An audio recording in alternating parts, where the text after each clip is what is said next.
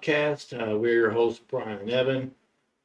This podcast is brought to you by Evan and myself because we turned down all the Fortune 500 companies that were wanting to sponsor us. So Right. tonight we figured we're just trying to brainstorm on something to talk about, and we thought we would talk about one of the most important things in recovery, which is action. So, talk is cheap. I believe it was Jace that said that in one of our previous episodes. I think it was in one of our episodes, but talk is cheap, right? Like, we can talk all kinds of shit about all the things that we're going to do, but until we actually do them, doesn't mean shit. Right. I was a professional at just talking a bunch of shit. I'm Oh, going to yeah. get sober. I'm going to do something with my life. I'm going to apply myself. I'm going to go back to school. I'm going to XYZ, right? Just insert thing here. And then, I'll be all motivated to do it. But then when it came time to do it, no action, but then Right. I always wonder, like, well, why can't I catch a break? Why isn't anything changing for Brian? Well, because I'm not sitting on my ass. I'm not doing shit. And the program that we're involved in is a spiritual program of action. It's not like we have a chapter in our literature called Into Action. Right. We don't have one called Into Thinking, or Into Meetings, or it's like get off your ass and do something. If you don't like your present circumstances, do something to change them. So with that being said, like, do you have any experiences with that, with how things have changed if you've taken action, or times where they didn't change because you didn't take action? Well, yeah, of course. For a long time, I just the obvious, when it comes to addiction and alcoholism, the obvious was, I used against my will for so long. I didn't want to use anymore. Mm-hmm. And I would always just talk about, I'm going to quit. Eventually, I'll quit. And you've heard it. Everybody gives these timelines of, well, within the next 3 months Yeah. or 6 months from now, I'm going to go ahead and do that. Like, and it's all bullshit, So obviously, I had to put in some action to take that step to get on the road to sobriety. That took some action. And then even after recovery, after getting into recovery and, certain situations, trying to go on business ventures, putting some action into that. Even this podcast, put some action into it. When it come to working the program of recovery, I guess it's not my first go around. So I knew already coming in this time, like, it's time to get serious and really take some action and put some action behind what I'm doing, working these steps and giving back in this program. But again, like, the most recent was us doing this podcast. We talked about it for months, what, 6-7 months straight. We talked about it and we just kept talking. And then I just called you one day and was like, dude, we just got to do it. Yeah. We just got to do it. We got to quit fucking talking about it and let's just get going. And whatever that's important happens. to understand, because why were we just talking about it, right? Why weren't we taking the action, right? And for me, Probably it's fear. fear. That's Yeah. exactly what it is. It's the unknown. Are Right. people going to listen? Am I going to sound stupid on recording? Am I going to fuck something up? Like, we didn't know anything about this stuff. Yeah. We didn't know where to start. I still don't. Right. Yeah. Still Yeah, don't. I mean, that's the title of our first episode, was we don't know what the fuck we're doing. Right. Because we didn't. Mhm. Still really don't, but we have a better idea. Yeah. But if we never would have started, we'd still be talking about it. Right. Right. And that, so, what was playing in my mind to take action towards this was obviously the say yes, which Mhm. we talked about before. But just get going. I can sit and shit for so long and just talk about it, Right. but never do anything. And I did that for so long to where now it's like, and I'm not perfect. So there's still times where I might be like, oh, I'm going to do this Right. or I'm going to do that. And then I just sit on it for too long Mm-hmm. and then things never get done.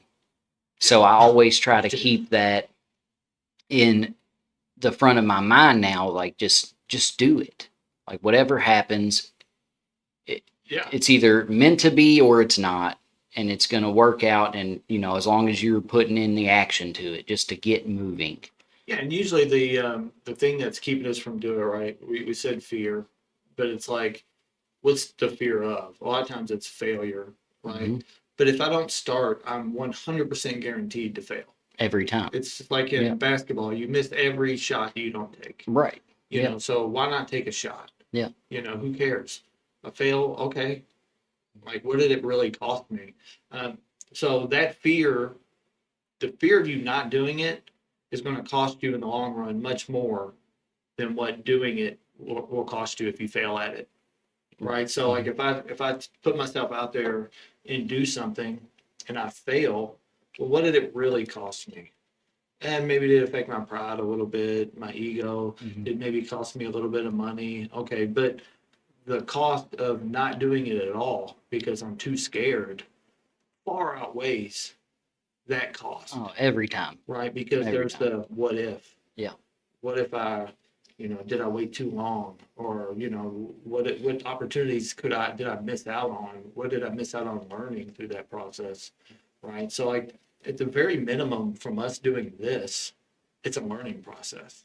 We get to learn things. Yeah. Right. So we get to grow. We get to learn about technology. We get to learn about each other. We get to learn about other people. We get to spend time together. So okay, so if it costs us a couple $100, Just like and big deal. just think of how far we've come from the first night Oh, when we were banging our fingers on shit like cavemen, like you Right. said. Just what's this do? With the What's computer, How do you turn it on? Yeah. Yeah, dude, that was bad. It was Right. embarrassing. I got my wife in here doing the same thing, like knocking on the side of the computer, like, well, I want to turn on. It was pretty. So. But I mean, that's growth, though, right? I mean, and it all kind of stems from action. Mhm. Anything I've always heard, anything worth having is worth working for. So we got to no one is going to, and this doesn't just apply to recovery. It No, applies no. to everything. Yeah. If there's a job, like what's keeping you from going after that promotion? What's keeping you from, I don't know, whatever it is, right? It's almost always fear. And fear immobilizes us and we don't take action because of it. And Yeah. we just sit around and talk a bunch of shit, Mhm. and but when we're desperate though, is when I'll put in some action, so when I was dope sick, I was all about some action. Oh yeah. Where do I gotta be? Right. Where you want me to? I'll sit there for 7 hours. Yeah, I know I have to work in 30 minutes, but I'll be 2 hours late. It's cool. Yeah. Like who cares? Yeah, I don't have enough money. I'll figure out a way. I'll do some kind of action to figure it out. So when I'm desperate, I'll do some work. And so the same thing applies in recovery. When I finally decide to change something and I want to get sober, am I desperate? Is there a level of desperation there? Because if there is, for me or for someone that we're sponsoring, if they have that level, that sense of desperation, then we can really work with that because then I'll do, we always ask people, are you willing to go to any lengths for your recovery or your sobriety? But we don't really a lot of times explain to them what that is or what that looks like, right? Yeah. So I try to let people know, like, here's what this looks like because I want to know up front, are you willing to do these things? And what it looks like is number one is you say something, you do it, Mhm. right? Yeah. Like I gotta have my word has to mean something, Oh yeah. right? But I have to back that word up with some action, some Mhm. movement, right? My feet have to match my words, right? So if I say I'm going to meet you on Saturday to go to read in the book, you need to be there, Oh yeah. or I need to be there. I gotta do what I say what I'm going to do. Mhm. They have to, my And actions speak louder than my words. so I'm assuming we're mainly geared towards like sponsees and that aspect is what you're getting at. Just from Well, that and, like early in recovery for me, like I had to have that exact that willingness. desperation to Yeah, do it. yeah, Yeah. absolutely. Because I've got a sponsee right now who's a little slacking, and isn't Yeah. necessary. And I don't know, maybe they're not there yet. Maybe they're not at that desperation point yet, like I had to hit. And it took Mhm. me a long time to get there. I know it took you some time to get there. Yep. But for me currently, and I know we've talked a lot about it, and you know, some the thing that's been on my mind the most the last couple weeks is what we did discuss about just making sure we got to keep going and do Mhm. enough and Yeah, temporary action is not going to cut it. right. So now we have talked about trying to set up some kind of event Mhm. to spread awareness, and instead of talking about it, I immediately started reaching out to different contacts and Right. trying to get something in play to set this up. um, I'm here in the next what, I guess it's 8 weeks from now, I'll be speaking in front of a bunch of Teenagers. teenagers, Yeah. for Red Ribbon Week speaking. And, these are all things that I've never done before, but I know they're necessary Hmm. to keep this mission going, so it's all about action. Like none of these things are going to happen, Right. if I don't put some action into it. And I'm, doing research and reaching out to people, trying to get ideas and, just things we can do, so. Yeah, and these things all have to start somewhere, right? So, like, we can't, I think a lot of times we look at the end result and it's like, I want that. Like, but a lot of times we can't go from where we're at to that. Right. There's steps we have to take Yeah. along the way, right? Mhm. So it's a blueprint, right? Like I got to do this. I got to look at it. Sometimes I got to break things down like that. In order to get where I want to go, what do I need to do today? Right. What can I Mhm. do today to get closer to where I'm trying to go? And Mhm. is what I'm doing, does it align with where I'm trying to go? And if it doesn't, then maybe don't need to be doing that. Maybe I need to focus on this over here. I need to focus on what I need to do. And the key thing is like to just get started. Like quit putting it off, Mhm. whatever it is, whether Yeah. it's you want to go back to school, you want to better yourself in some way, or at your job, you want a promotion, you need a new certification to get that promotion Mhm. or something, like just do it. Yeah. Just get started because we were talking earlier that, the all the fear leading up to it, most of that goes away once you actually are doing it. Right. You We know, have it's to it's walk that into it. stage fright. I get it every time that I speak somewhere. I go up, I'm thinking, man, I want to Yeah. stutter. I want to, Yeah. are they going to throw things at me? Oh yeah. Are people going to walk out while I'm talking? Am I going to forget everything? Am I going to have a brain fart while I'm up there talking? Oh You yeah. know, but once I get started, all that's gone. It's like I just made myself practically sick worrying about this shit. But once I Yeah. just step out there and do it, I'm fine. Mhm. Because Yeah. I'm doing what I'm supposed to be doing. And I don't even have time to think about that stuff because I'm in action. Mhm. I wrote a paper back when I was in school, and I quit on the action as far as going back to school. Oh yeah. Like so I'm not being a hypocrite here. Like I can admit, like Mhm. fear got me there. Like I Mhm. was like, it's getting too hard. I was like, I didn't want to do it. Yeah. And I wrote this paper, and there was like this old Chinese proverb, was that the best time to plant a tree is 20 years ago.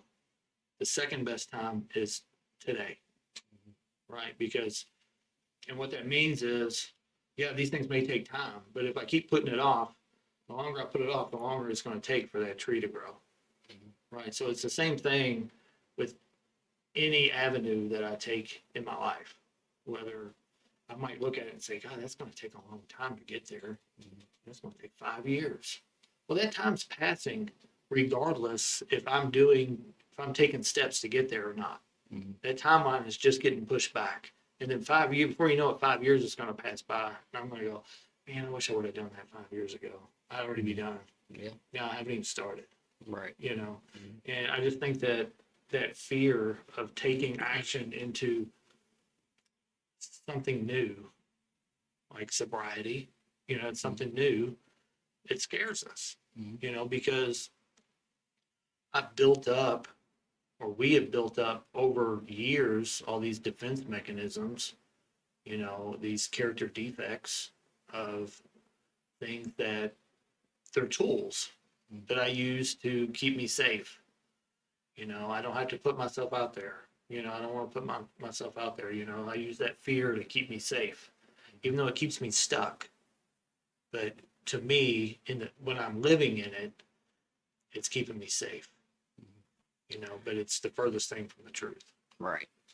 And you just mentioned quitting. You Mhm. quit, at certain points. And something that early on in recovery here that stuck with me was, when we quit, like that's the worst thing we can do, no matter what Yeah. we're doing in our life. 100%. Because when you quit, if you're quitting on it, things get tough and you quit. Mhm.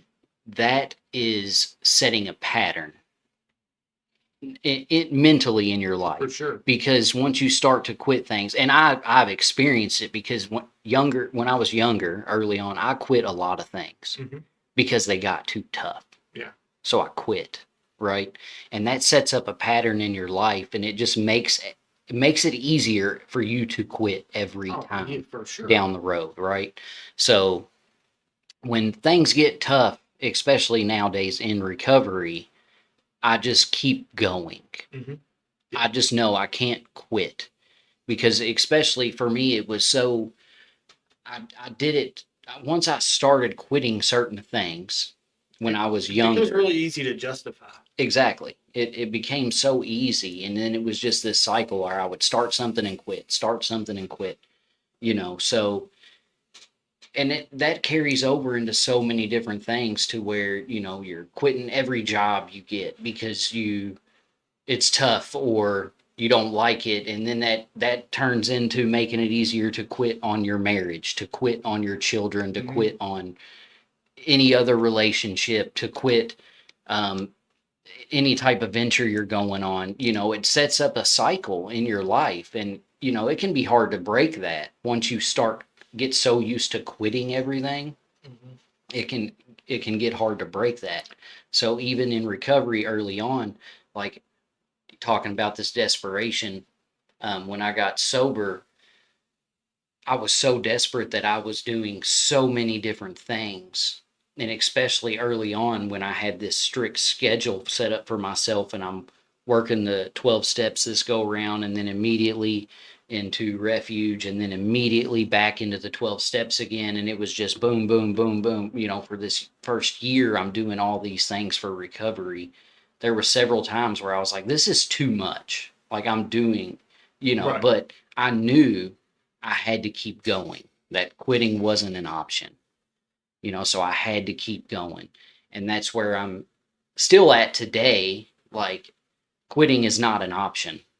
I have to keep going to show people that this thing works, and that, keep spreading the hope. That's what this Right. is all about, but I think, especially for us early on in recovery, most of us addicts and alcoholics, we got so used to quitting different things in our life all the time. Mhm. So it's really easy when things start getting going, things are getting better. Life is good. We don't need this anymore. Take the foot off the gas. Let's quit. Yeah. I'm just good, Mhm. so Well, let's be honest, right? What all this comes down to, the majority of it, at least for me, in that situation where I was going to school, I was only going part time, but it was a lot for me, But I could sit here and make every excuse in the world, and I was getting decent grades and getting good grades actually. I could make every excuse in the world how much time it was taking and everything, but it comes down to one thing: selfishness and self-centeredness.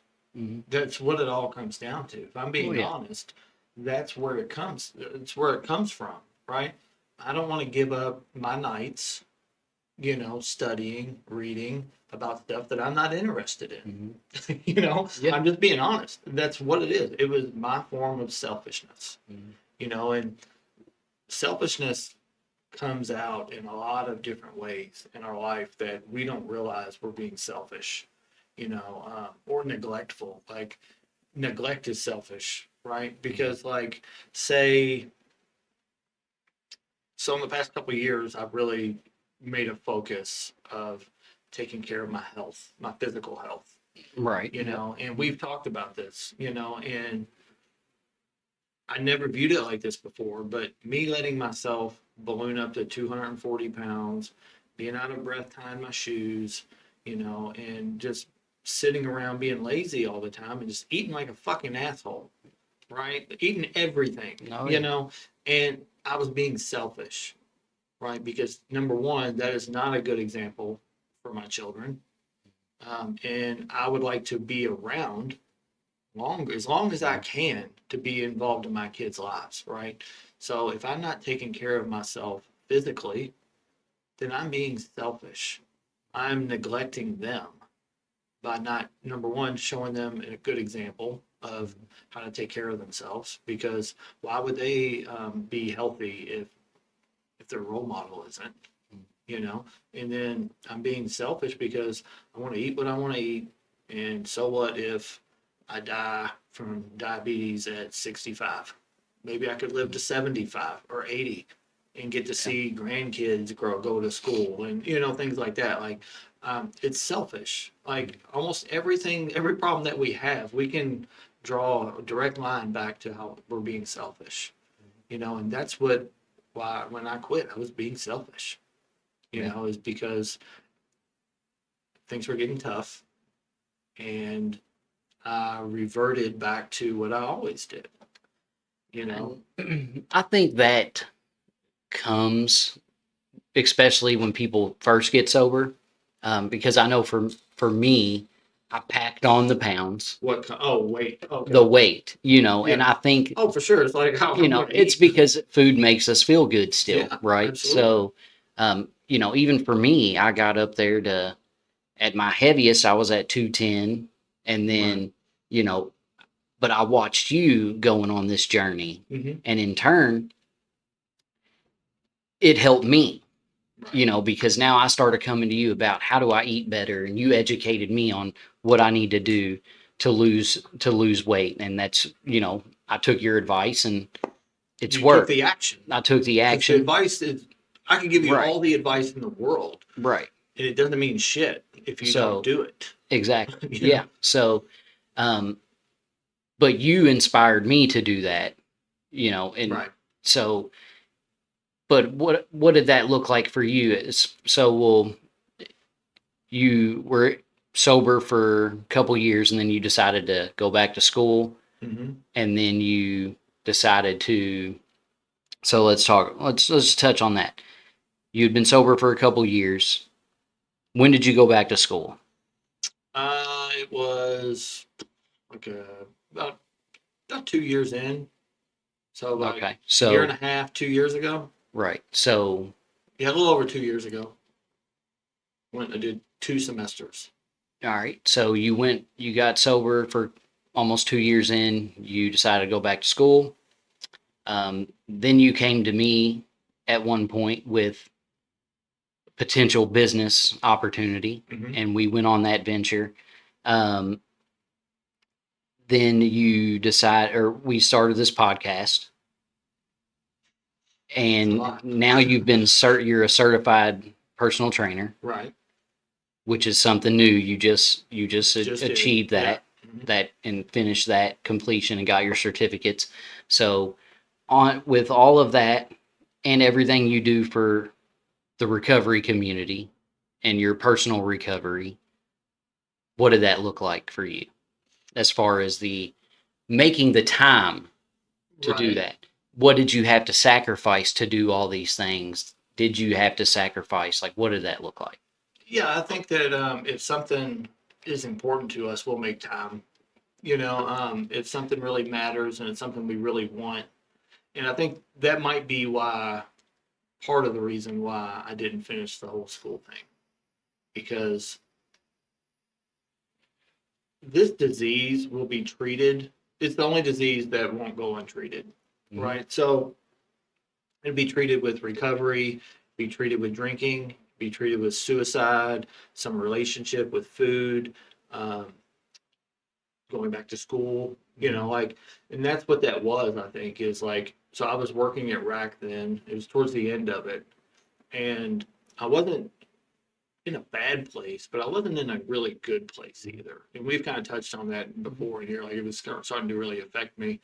And I think I was looking for something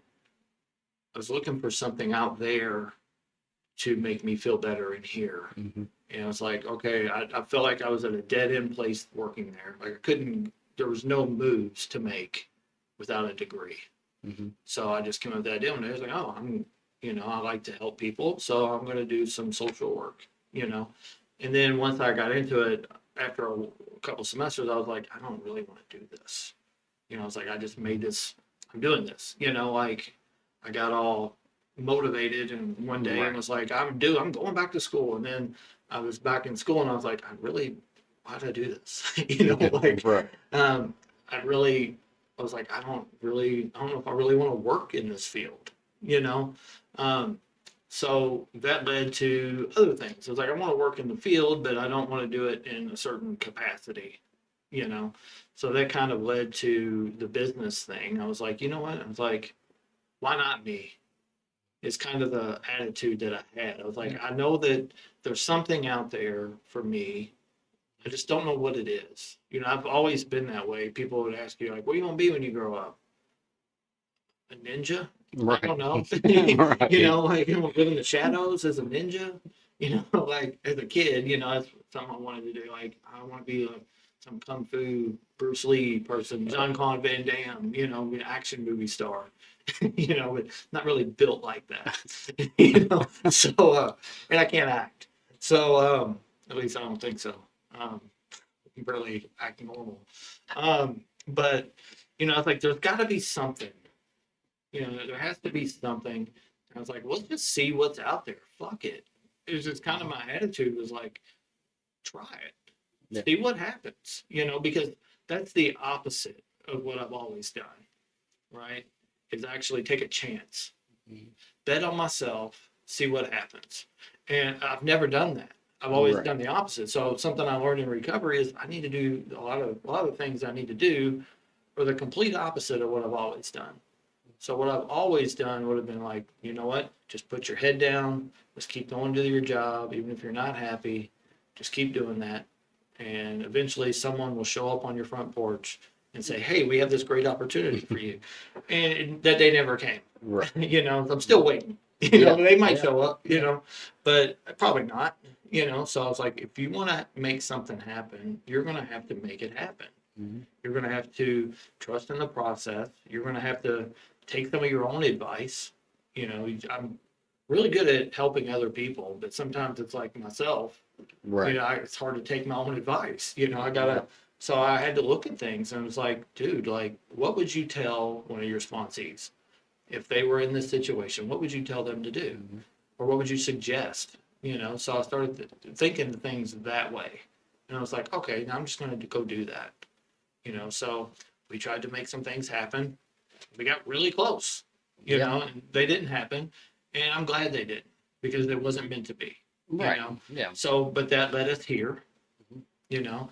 And like I said earlier, man, like you asked about that as far as like how time goes, there's so many, there's 24 hours in a day.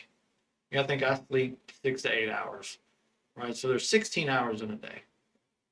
There's plenty of time to make things happen, if we prioritize them, Right. is what it comes down to. Because I can sit around and just pontificate and just think and theorize about all these things that I'm going to do, and I'm just wasting time. I'm literally just sitting there spinning my wheels about, okay, I'm going to do this, I'm going to do this, and it's like, well, just go do that. Like if all the time that I've spent thinking about what I want to do, just go do it. Mm-hmm. And you'd be amazed about how much time there is actually in a day to get things done. Because I still make time to, have a full-time job. I make time to go to like kids sporting things, my daughter's gigs that she plays at. I make time to go to those. Make time to spend time with my wife. I make time to do this every week. I make time to hit the gym every week. I make time to hit my certain amount of steps every week, even if I'm out at 10:30, 11 o'clock walking around the neighborhood. Like I set out to do something. So it's important that I do it. Like things like that mean something to me today. It's like it's a discipline. I finally have been able to discipline myself to do things, even if they're hard, because a lot of times they are hard and I don't want to do them. A lot of times, like, I'd rather just sit on the fucking couch. But you know what? The Yeah. grass needs to be cut and I need to do this and I need to do that. So I'm going to get up off my ass and do it. And if I get everything I need to get done, now I can sit down on the couch and I can sit down and not be full of anxiety. Because if I don't do those things and I take that easier path where I'm just sitting around, the whole time I'm sitting around, I can't enjoy it. Yeah. You're Because just thinking about yeah, I'm like, God, I really need to do that, but I don't want to. I'm dreading it. But then if I get up and do it, then when I go to relax, I can actually be present Mhm. and relax. Yeah. So that's kind of how that all shakes out. Right. Yeah. Just but literally the reason I asked you those things is because that's what we were talking about here is just the action. Mm-hmm. And that's what you're doing. You're Yeah. taking action. And I know for me personally, there's so much more I can be doing, Right. so that's why I've been getting to work on certain things lately. And because there is more that I can be doing and things get, like you said, things get busy. I've got 3 kids Yeah, and for sure. sporting events and work and recovery and just everything that's going on with day-to-day life. But our podcast, but just getting out there and making time, and that's what it comes down to, putting the action in. So here's the thing, right? If we don't get up every day and grind, we're not going to get what God has for us. Mhm. I truly believe that, right? Because we know that God will only do for us what we can't do for ourselves. So I have to do my part, right? I got to get up every day and grind to get what God has for me. I got to work for it. Right? It's not just going to give me things, right? But if I don't do it, what happens is what I've noticed is that I become envious of the people that are doing it. And that's when I want to throw around some hate and Yeah. Oh, he just get that because of his dad or whatever. It's like, but he's getting up and grinding every day, and I'm not. So do I want what he has? Yes. Okay, then I need to do what he does. I need to get up off my ass and take some suggestions and actually just do the shit. Like it's just so simple. Yeah. It really is. Yeah. Like I want to pull my hair out sometimes because like some of the excuses I hear and I've given them myself, Absolutely. So Yeah. like I'm not judging someone for making excuses because I've made plenty. I'm not coming up from some spiritual mountaintop here. But the thing is, it's like if you want your life to change, then do something about it. How many times have we sat in a meeting or just talked to someone, whether it's at work or someone we know, and they're just constantly complaining about the same circumstance, Right. about how this Mhm. won't change. I hate my job. I hate my job. I I hate my wife, I hate my girlfriend, or I hate my Mhm. husband, or whatever. And it's like, well, then do something about it. Like, Yeah. I just can't get sober. It's like, well, because you won't do anything. Right. You Yeah. know, it's like, Yeah. but you So, won't do shit. we have to put in the action and in the beginning of recovery, put in the action by, you know, whether we go to rehab or however we Mhm. remove the Gotta start substance, somewhere. we got to start somewhere. We got to put in some action there, Right. right? Then we have to put in some action to develop this connection to a higher power, whether we know what it is or not at the time, right? We have to put in some action for that. We have to put in some action in an inventory Yep. and to share that with someone. Yep. We have to put in some action to remove these defects of characters and shortcomings, right? We have to put in some action to that. Yep. We have to put in some action to mend relationships with other people. We have to put in some action to continue To stay that way. to stay that way Yeah. and continue to look at ourselves and what we're doing. We have to put in some action to continue this connection with our higher power. We have to put in some action to carry this message Yep. to other alcoholics and addicts. That's what it's all about. Everything we have to do in our lives to stay sober revolves around action. Yeah, I mean, try to do something without action. Right. Yeah. I mean, it's pretty much impossible. Mm-hmm. Like, if I don't take some kind of action, nothing's going to change. Right. And if you don't want anything to change, that's cool. Keep doing what you're doing. But I was talking to Joe tonight at work, and we were kind of going through the book, and there was a part in there that we were talking about that it said, I'm going to paraphrase. It says, all God wants to see us do is to be honest and willing enough to try. Mm-hmm. So just try.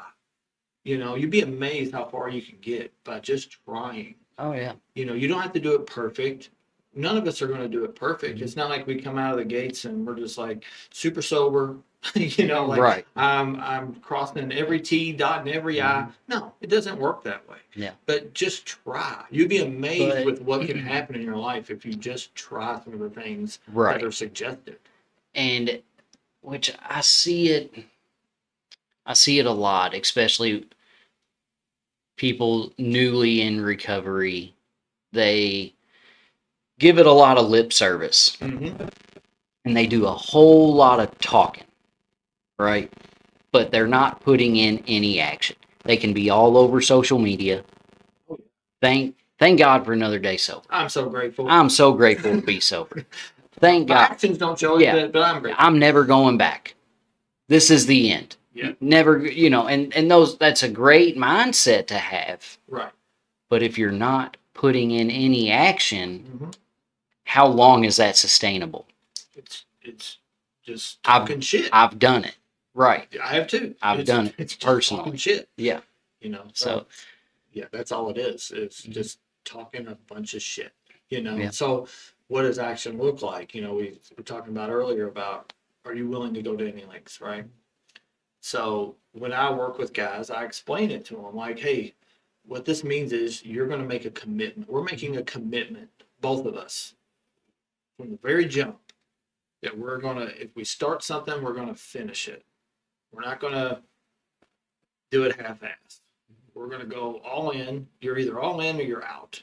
There's no middle of the road here, So, and that's what that looks like is, am I going to put in the action too? Even though when it gets uncomfortable, because I don't want to do an inventory, but that is a big piece of action. That everything else after that is in like this log jam. It's in like this traffic jam.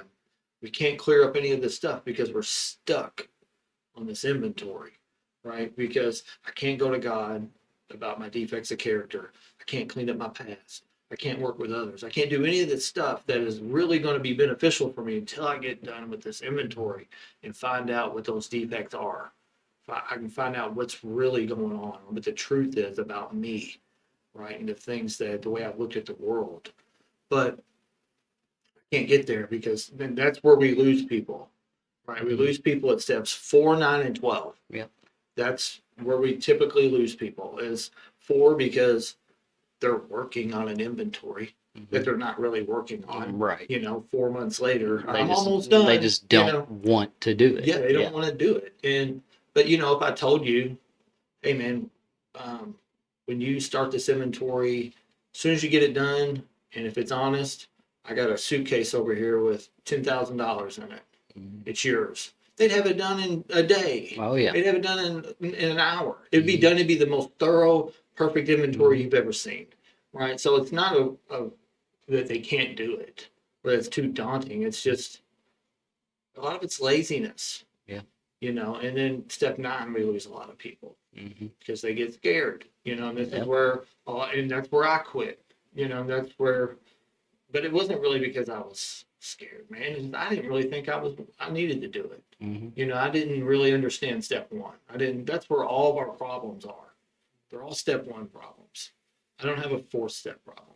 If I'm having trouble with the 4th step, it means I'm having trouble with the 3rd step, which means I'm having trouble with the 2nd step, which means I'm having trouble with the 1st step. It all comes back to that because if you really believe that your life depends on doing this work, nothing will stop you. Right. You'll get it done. Yeah. You'll take the necessary action Mhm. to get it done. And it's not easy, but it's not nearly as difficult as I think a lot of us think it's going to be.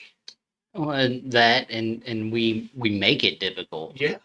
Just Right. because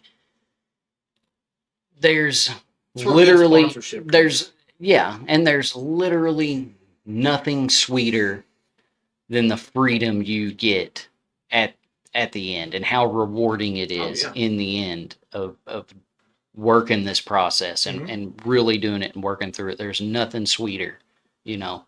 So it all just comes down to, at this point of our recovery now, it's not what we do, it's how we do it.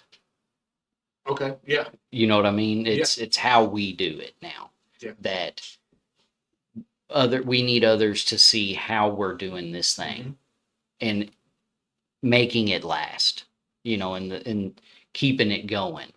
Yeah, because if it's not something that looks attractive Mhm. or doable, why would anyone want to do it? At least that's how I would look at it.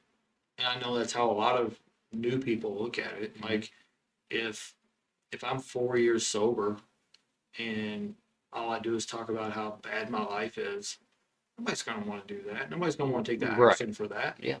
Why am I gonna do all this work if that's the result? Mhm. So I have to wear that. I have to embody it. Like it's got to be. We listened to a video earlier. He's talking about like that's who you are. Right. Like your character is who you are. Mhm. And before I got here, I didn't have a lick of character. Oh no. Because character is built in between your ears, a lot of Mhm. it, right? Because what a man thinks he does. So what I think is what I influences the actions that I take, right? So if I think I'm a worthless piece of shit, probably not going to take many actions towards not being a worthless piece of shit. So if I think negatively about everything, then I'm never going to see any of the positive stuff in the world. And so what I think I do, so if I have when I come in, if someone sits down with me and gives me a case of alcoholism and I have the truth about what's wrong with me, then I can move in the right direction. I can take the necessary actions because when I came in, my life was based on a bunch of half truths. And those half truths are alcohol is my problem. Mhm. My ex wife is my problem. The child support division is my problem. My boss is my problem. That's not true. Right. But to me, those were true. So my actions dictated getting away from those things. But getting away from those things didn't change my circumstances. It didn't change my internal circumstances.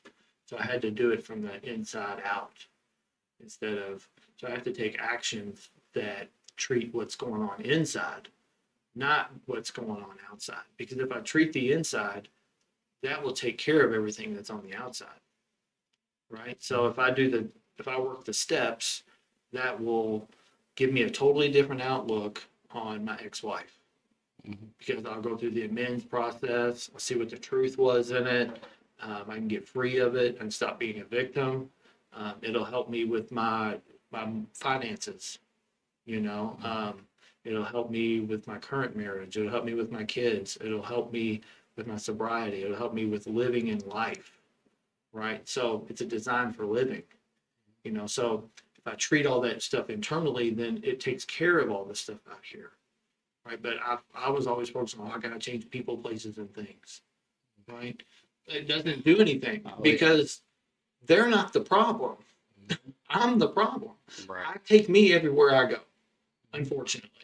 You know, so it took me a long time to realize that. yeah, You know, that's always what I believed was, well, if I can just get through the withdrawal, if I can just get that job, yeah, if I can get that girl, mhm, all these different things, yeah, you know, but the problem still followed me everywhere for some reason. I yeah, don't know why. yeah.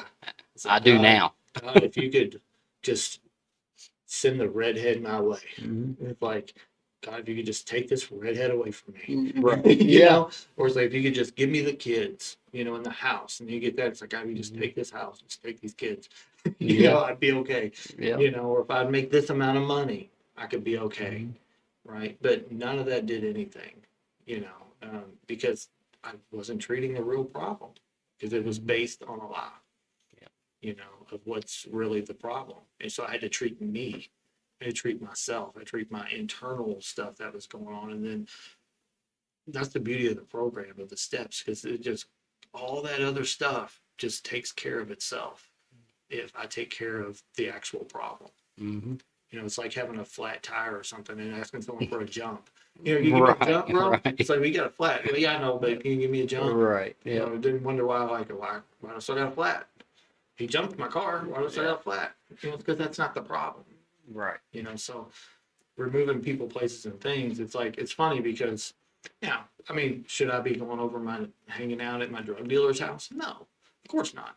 But I can't live a life to where I'm avoiding temptation and triggers, if you will, you know. My favorite. I know, mine too. Like, you know, but I can't go through life like that. That's not freedom. That's Yeah. being scared. Mhm. You know, I can't, it's just not realistic. Like, I'm not going to ever get to a place where we can design my life to where it's just, there's no ups, there's no downs. It's just so perfect. You know, if I just stay right here, I'm okay. Well, that's not life. You know, got a sponsee right now that had some stuff happen in his life and, you know, hard stuff, you know, and he hasn't been sober very long, you know, and he just went MIA. And I was like, dude, he finally reached out to me. I was like, dude, like, where you been? They're like, oh, I had a lot of stuff going on. I'm like, that's not the time to disappear, right? Yeah. That's the time that we lean on other people. That's the time that we really get into the program. That's really the time that we depend on our higher power. That's when we do these things. Like, what kind of program would this be if it only worked when things went well? Right. It'd be a pretty Yeah. shitty program. Yeah. You know? Yeah. Like, Yeah. it would fail for everyone. Mhm. You know, that's just not reality, you know.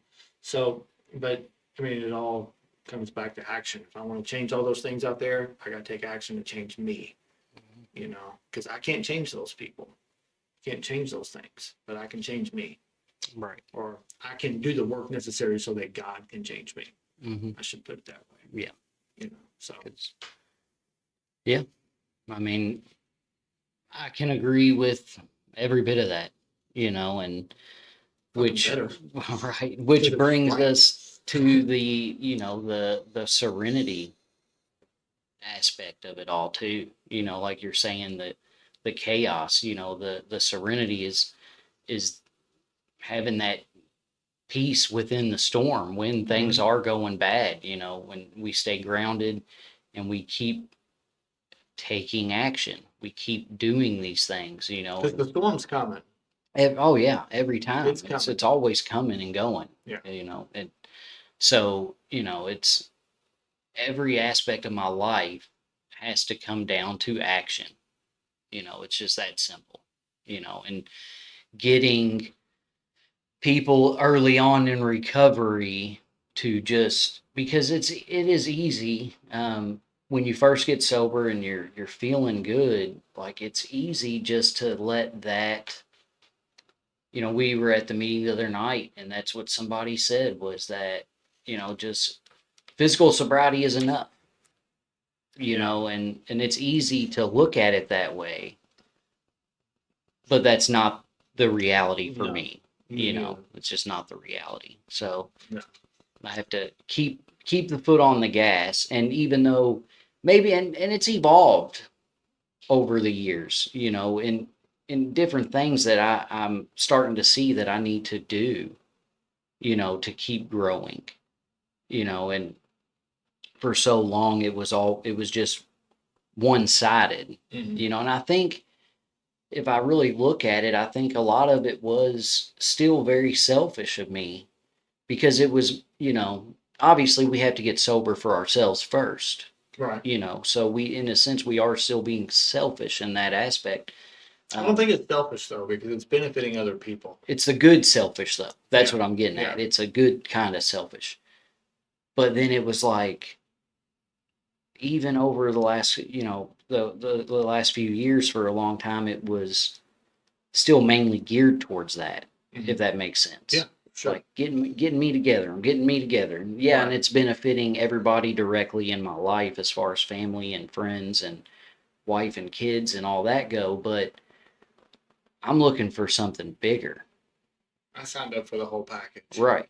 And it wasn't really until we started, you came to me with the business idea, and that failed due to certain circumstances, and then we get into this podcast, and now we're looking into other avenues. Like I'm looking for something bigger to Mhm. keep going, Yeah, for sure. than what I have. So, and I love that aspect of it, of how everything evolves, the longer we get going and we're actually active in this program.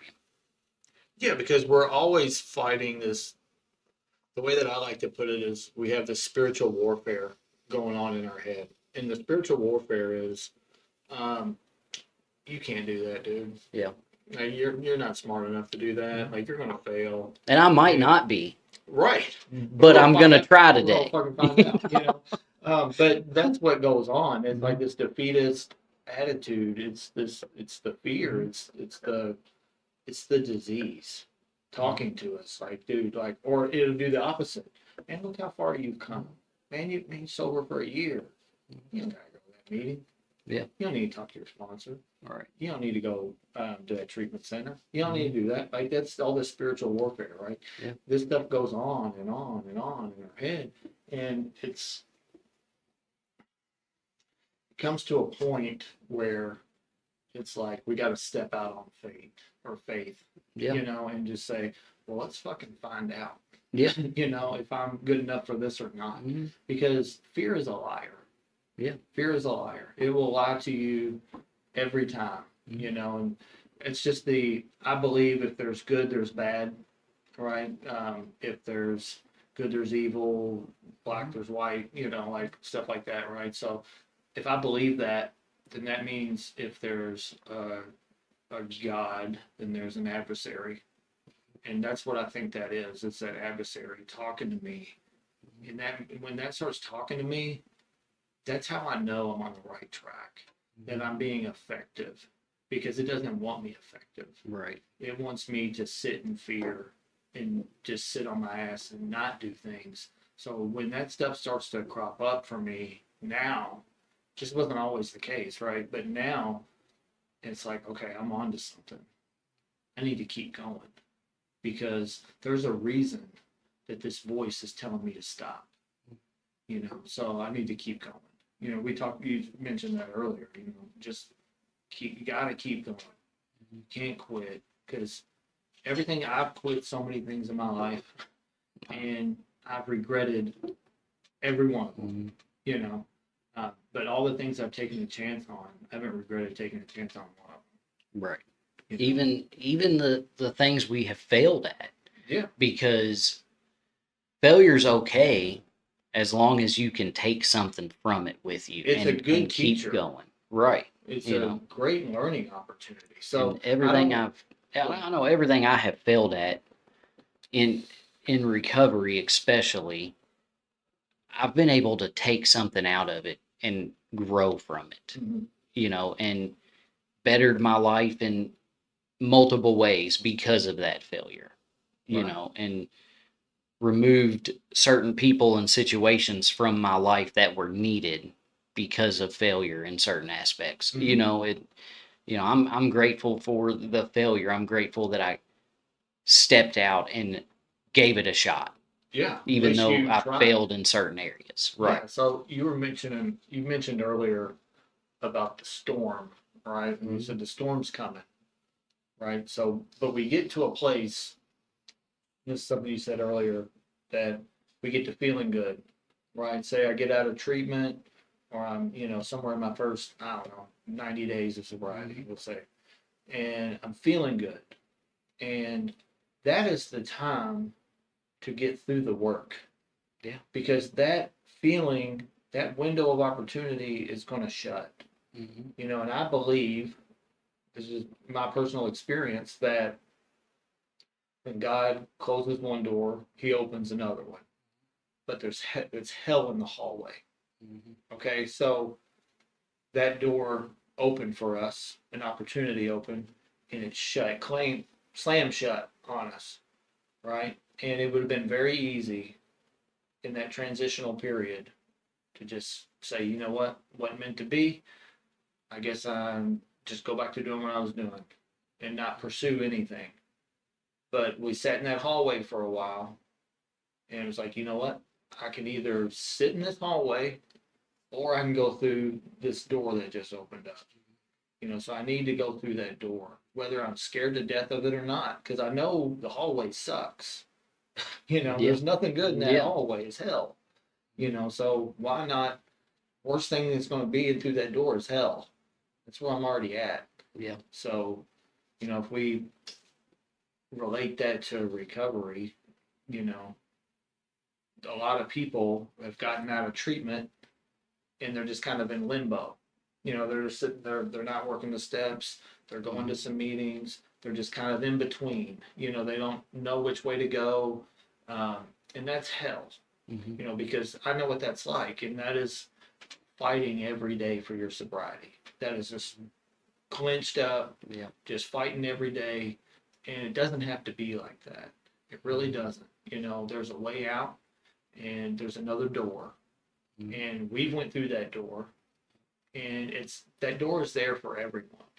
It's not like you don't have to have a special key to get into Mhm. that door. The door will open. Yeah. You just The got to door's knock. already open. You just got to knock. You just got to walk through it, Right. because a lot of times, it's for me especially, and I've seen this with a lot of guys, is that you can you can lead me straight to hell. I'll walk there willingly, Mhm. but you can't push me into heaven, Yeah. because it's unknown, Yeah. and but there's all we got to do is take a step through that door, and you realize, oh, it's not so bad, Mhm. then you take another step, and you take another step, and before you know it, you're just living this totally different life. And I know it sounds kind of like it's magic or like some kind of hokey thing, like oh, it ain't that simple. It really is. Mhm. And you don't understand it until you experience it. Yeah. And all you got to do to experience it is be willing, open minded, and honest. Do the work and find out for yourself. If it doesn't work out, okay, you're like the one person it doesn't work for. Mhm. Because, Yeah. and then go try something else. But just try. Mhm. Because I haven't seen it's been my experience. I haven't met or seen one person, not one, that has done all 12 steps and continued that hasn't experienced that. Right. I've seen it, it's worked every single time. That doesn't mean people don't relapse because they stop doing it. But the people that do it and keep doing it, they stay sober Right. and they're free and they're happy. And I can say the same thing, trying to think about it like personally, I have worked through the steps. And when I did relapse, it was because I quit doing all of those things. Now I'm at the point to where for the first time, like we've talked about before, the program and the fellowship goes hand in hand. So the first time I've experienced both of them at the same time. Mhm. But now I finally really realize that 12th step never ends. No. It never ends. And in the past, it was always, well, I've worked the 12 steps. Right. I've worked the 12 steps. I've already finished them. Yeah. I've already finished them. Done. And now this go around, I'm like, it finally sunk in that we never complete them. There's a key word in the 10th step that says continued. Right. You Yeah. know? But, for so long, it was always for years of trying to get this thing. It was always, I worked the 12 steps. It just Doesn't work. It doesn't work. It isn't Yeah. working for me. It isn't working. But that's what I had to come to realize was that we're never done. Right. We're never finished. No, there's growth. We carry this message, the 12 step, carry this message and practice these principles in all our affairs. Yeah. That's a never ending step. Right. Never ending. So as They long all as, are. right. You know? But as long as we continue, we can stay recovered, Mhm. and that's the beauty in it. That's the hope, Mhm. right there, carrying this thing to the next man. Yeah, I think like a lot of times we'll refer to steps 10, 11, and 12 as the maintenance steps. And I used to say that, but now I refer to them as the maintenance and growth steps. Because I don't want to just maintain what I have. Like I want to grow and I want to continue to grow in sobriety and get with all the blessings, the things that God's got there for me. Like I want to experience those things. And it used to break my heart. Like I would do intakes at RAC and be sitting there talking to somebody and like, oh, what do you do for recovery? Or somebody like, oh, involved in Alcoholics Anonymous. They're like, I tried that, it don't work. I'm like, man, like, because I know it does work. Yeah. I know it does. Yeah. It's worked for millions of people. Like I Right. know it works. Since 1935. But what I would ask these people is, okay, well, tell me what your experience was like. Like, what do you mean you did it? What does that mean? I went to meetings. Yeah, I did 90 meetings in 90 days, or I did 200 meetings in 90 days. I'm like, okay, well, what else? What do you mean? Like, were you sponsoring anybody? Well, no. And usually people that had sobriety before and lost it, that was usually the first thing that I asked them. Like, oh, so what happened? Because I already know what happened. Yeah. So it's the same thing. Mhm. I quit doing stuff. I'm like, well, how many people were you sponsoring? None. I'm like, okay. Well, Yeah. so you didn't do the 12 steps. Right. You Right. did 11. You had a great experience with 11 of them. Mhm. You didn't do one of the most important ones. Yeah. So. And that's what I can say just from sponsees that I've had from this go around, out of the several sponsees I've had, the ones who have worked the 12 steps and continued Mhm. They're kicking butt and taking to names. carry the message are still sober. Absolutely. The Same ones here. who worked through the 12 steps and then stopped and didn't give it back to anyone, Yeah. they didn't last very long. No. Well, You think know. about it. Here's why. Tells us in the book, right? The root of our troubles, selfishness and self-centeredness. Well, if I take what I want out of the program and I refuse to give it back, to give back to the fellowship that saved my life, then I'm being selfish. It's the most selfish thing we can do. Yeah. So Yeah. it's like you went full circle. You went from the problem all the way back to the problem. It was never removed. You never, it's like, well, I'm not experiencing any of these ninth or 10th step promises or anything like that. It's like, well, yeah, because you're still running on self. Yeah. You haven't treated that spiritual sickness. Yeah. Like, until you do that, nothing's going to change. Because, yeah, you might be sober. My fucking cat's been sober 11 years. Who cares? Like, that's not enough. We need help. Yeah. There's so many people dying out there that we need help. We need your help. Not you. We need your help too, but everybody's help. Everybody's got to do their part. And life is so much better when we do that. I get a charge out of it.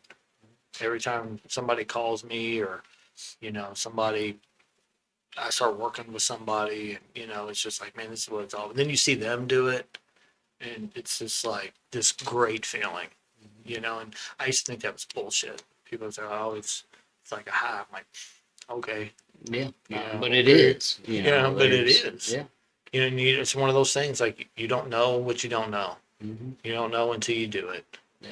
And if you want to do it, or if you want to experience that, it comes back to what we started with. It takes action. Do something about it. Stop talking about it and just be about it. Like, take some suggestions. Listen to somebody for once. When I started doing that, my life started changing. It's like, because we get these people, some people are too smart. I haven't met anybody yet that's too dumb. Close. Yeah, Pretty right. Take that back. Maybe one or two. Yeah. But most people, the people that have the most trouble with this are the really smart people. Because they try to intellectualize everything. They try to, well, I wonder why this is. It's like, it doesn't matter. You don't have to understand it. Just fucking do it. Yeah. Right? It's just cause and effect. If you do this, this happens. Yeah. It's that simple. Yeah. I've met plenty of those as well, so. Cool. Yeah. I think, Alright. That about it? yeah, I think that's about it, the action. Yeah. Get off your ass Obviously. and help somebody. Do some shit. Right. Yeah. I know I'm going to keep going. Absolutely. All right. Thanks, brother. Yep. Thanks, man.